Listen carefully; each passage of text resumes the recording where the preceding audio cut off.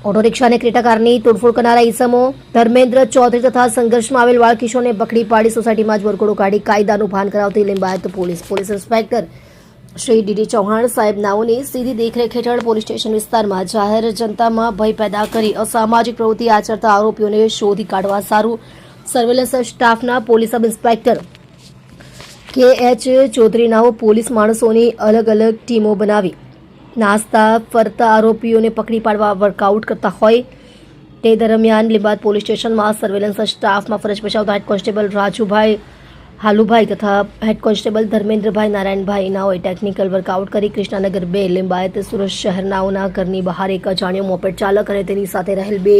ઈસમ તેઓની ગલીમાં આવીને ગાળાગાળી કરીને તેમની રિક્ષાની તોડફોડ કરતા હોય જેથી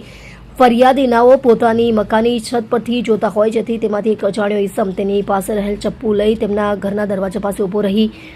તેઓને કહેલ કે જો તુમ મેં સે કોઈ ભી ઘર के બહાર આયા તો જાન से मार दूंगा તેમ જાનથી મારી નાખવાની ધમકી આપેલ તથા